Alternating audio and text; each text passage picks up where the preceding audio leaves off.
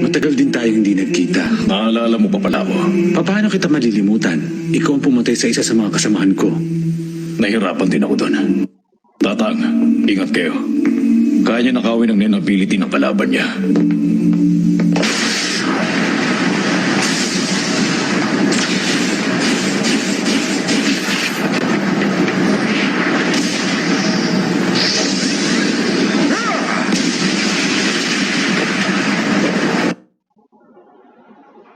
Hindi ako nahihiwa ng basta-bastang patalim. Malamang espesyal yung ginamit niyang kutsilyo.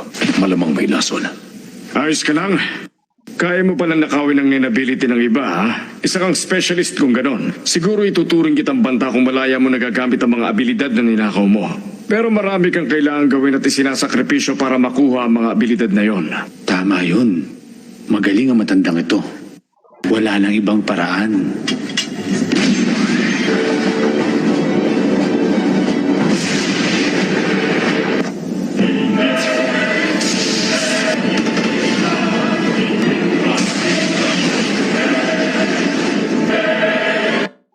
Isang tela.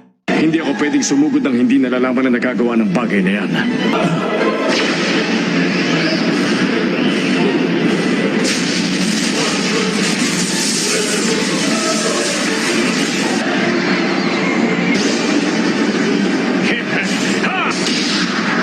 Kanina pa siya puro depensa at hindi lumilipat sa opensiba. Pero dahan-dahan niyang pinapaliit ang distansya sa pagitan namin. Hindi ko siya pagbibigyan. Ibang klaseng matandang to. Nagagawa niyang unahan ang bawat galaw at iniisip ko.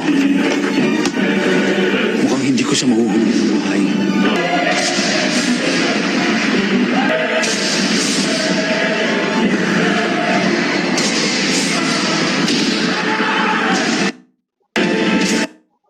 Hina! Gawin mo na!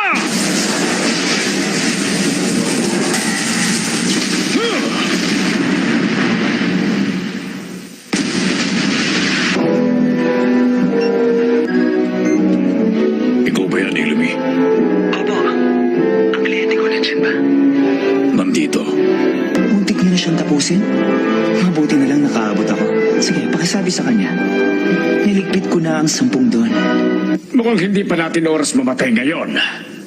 Hindi niyo na ako tatapusin? Ang 10 doon ang umupas sa amin na gawin yon. Pero ngayon patay na silang lahat. Wala na kaming kliyente.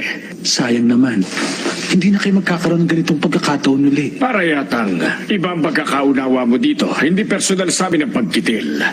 Pero gusto ko lang malaman, alam niyo ba na inupahan ko naman si Ilumi para tapusin ang 10 don? Siyempre naman alam namin. Pero ang trabaho niya ay sa kanya at ang sa amin ay amin. Kung sakaling naglaban tayo ng one-on-one, sino sa palagay ninyo ang mananalo sa atin? Natural ako. Ngayon kung tumigil ka sa kalalaro at maisipan mo magseryoso sa laban, baka ibang usapan na yon.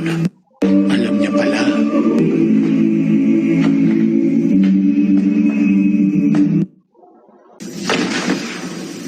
Nakakainis naman.